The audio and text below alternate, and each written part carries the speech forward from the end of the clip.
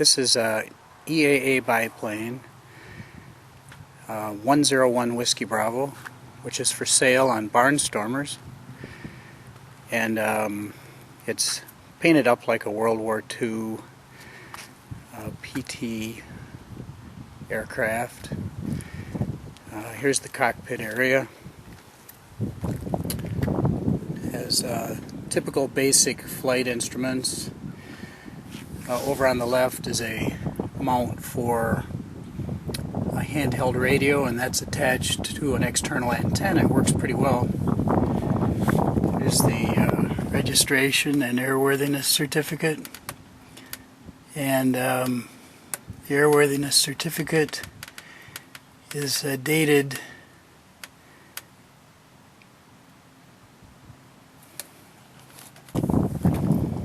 (1980). The aircraft was originally built in the Cessna factory in November of 1969, and it was constructed by the CEO of Cessna. It's really well built. The welding, the airframe, the construction quality is very good and secure. These are the steps for climbing in the aircraft. They're on the right hand side. This is for the rear cockpit, and then there's another step for the front cockpit. I generally fly with the cockpit closed because the visibility is a lot better, but in this video I'll remove it so you can see the front. Notice on the wings there are some areas of some light staining that was caused at a time when the airplane was kept in a open hangar, and the bird droppings caused some staining on the covering. I've tried to remove it, but it doesn't seem to come off. There's spades on the ailerons. Top of the wing has markings, military markings. Control pressures, aileron control pressures, I wouldn't consider light. They're more on the order of what you would have in a Citabria aircraft.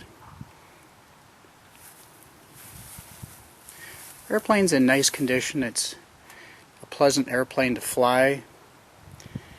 The brakes were recently replaced with Cleveland brakes. New discs, new tires, 600 by 6. There's one fuel tank. It's a header tank, and I have a gas cap on it with a float and a wire, which keeps it simple. Although for inverted flight it would have to be sealed cap. And the tank is vented, of course, and it has an inverted fuel and oil system. It's 13.5 gallons fuel capacity. Aircraft uses about 10 gallons of fuel an hour. So on a cross-country trip, obviously frequent fuel stops are necessary. It's 160 horsepower. It's an IO 320. The pistons were replaced with high compression pistons, which gives it 160 horsepower. The performance is pretty good. I'm going to see if I can reach over and remove this cockpit cover. There's just 2 screws that secure it. And you can see there's seat belts, front seat. There's control stick, no instruments. There's the throttle and rudder pedals.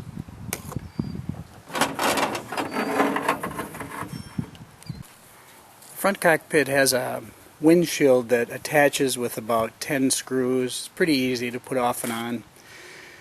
I've had people 6 feet tall in the front cockpit, but access is not easy. It takes some wiggling to get in there. As far as I know, this is the only two-place EAA biplane out there. Behind the pilot seat is a small storage compartment, and you can keep a little bit of stuff in there. Underneath the floor is the battery and the solenoid. Necessary equipment, goggles and a helmet with headphones. But communication is not bad. Using my handheld, I can be understood and I can understand other people.